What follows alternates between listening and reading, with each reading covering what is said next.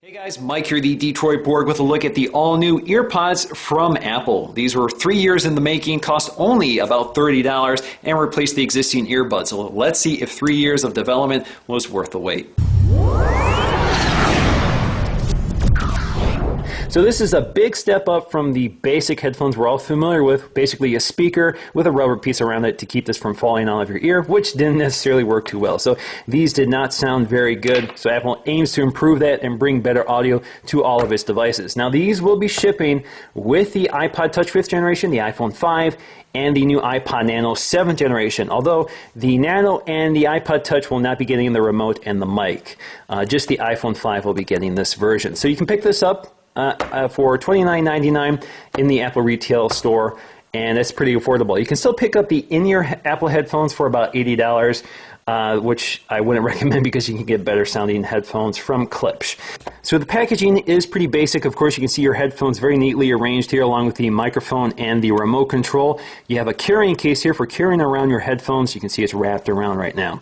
On the back, you can see exactly what type of headphones you have here. You have the one with the remote and mic, and of course the headphones with that unique pod design. We'll take a look at that once we crack it open. So there's no easy way of ripping this open. It's not going to be very elegant. It's kind of meant to be tossed out, I think, once you're done with it. So let's peel it up.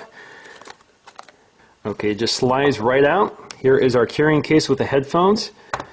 So we're going to set this aside for just a minute, and I see there's something else in here, so we're going to pop this tray out. Little tray here. So we got our EarPods with remote and mic. So it looks like we have some explanatory literature on how to operate it. So we know the basic controls: up, down, play, pause, resume call, place call, answer call, end call, everything we're familiar with. So that's all there is to it. We got our warranty guide. That's it. So let's go ahead and take a look at the headphones. So as you can see, we have this very nice carrying case, which should just pop open here. You can see that you can set that aside. And we have our wire nicely wrapped, and we can peel that out and start unwrapping it.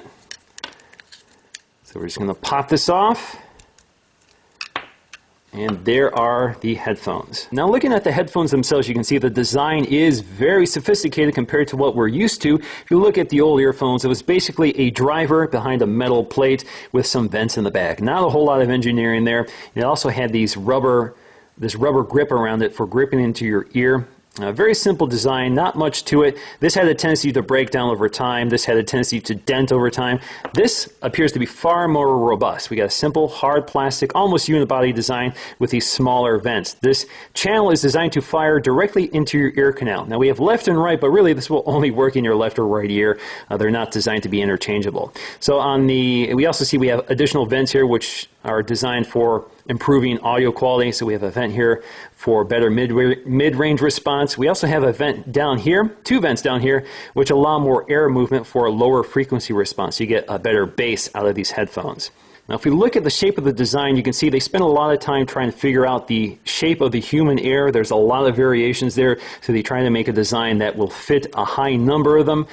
So for me, this feels very comfortable. This fits in my ear perfectly. It does not want to fall out. Now, I didn't have that problem with these earphones. I know a lot of people did, but these stayed in my ear just fine. And it's the same story with these, but your mileage will vary. Now, looking at the remote and mic, you can see it's pretty familiar here. We have volume up, volume down, along with the center button. The center button is multifunction. It depends on what application you're using. And so, for example, you can answer a call by tapping it. You can end a call by tapping and holding it. You can pause music by tapping once. You can reverse by tapping 3 times. You can reverse speed by tapping 3 times and holding. You can forward, tapping twice, and tapping and holding to fast forward. There's a lot of things you can do with this. I'm not going to get into all of them. But what's interesting here is that there's a microphone on here, but it's invisible. So, for example, if you look at the previous headphones, you can see there's a little microphone with a little metal piece there. I don't see it here.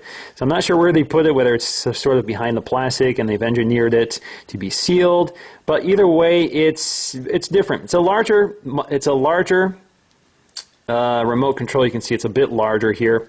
It looks a little more robust, so they have pieces at the end to increase the strength around the cord, and it's rounded as well, so it's a little more robust design. So if we look at the headphone jacks, you can see that the design is unchanged, but the new headphones are a bit longer. So if we pull them side by side and look, you can see they're maybe 2 inches longer than the previous generation headphones, so you get a little more length there. Now it's also worth pointing out that the microphone and the remote control is a little higher along the right side than it was before, so you can see it's farther down here. So this allows you to keep the remote and microphone near your neck. So for example, you can tuck this wire behind your shirt and still have access to the remote without blocking the microphone. Now this is just a test of the microphone on the new EarPods. Now I'm going to record a sample using the EarPods, and then I'm going to go over to the earbuds to see how those sound. Now here's a test of the existing earbuds. How does this sound?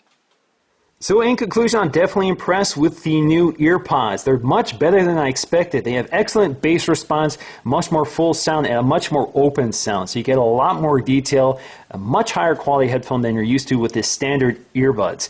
Now what's interesting here is that these also sound very similar to my in-ear headphones. My favorites are the Klipsch S4Is. I've been using those for a few years now, but they're not very robust. I tend to lose the earpieces. There's a lot more parts going on there. You know, for example, those ear tips that seal your ear, they have a tendency to fall off or get lost, and they don't necessarily stay in your ear. And unfortunately, with in-ear headphones, they have to make a perfect seal in order for the audio to sound good. With these, you don't have to worry about this. This will probably fit in most ears, so you're going to get the best experience for the widest range of people.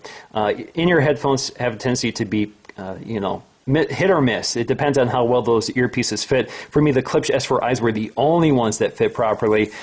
So these will fit most people. The only problem here is that because they do not seal your ear, they're not noise isolating, so any ambient noise will interfere with your audio listening pleasure, and that's standard with the existing Apple earbuds, although these do a better job sealing your ears because they get a little closer to the ear canal, but still they're not noise isolating. So at $29.99, I think these are fantastic sounding phones, an excellent bargain. I would definitely recommend picking these up. I'm very impressed. So that's going to do for me, guys, in this video. Thanks for watching, and I'll see you again in the next one.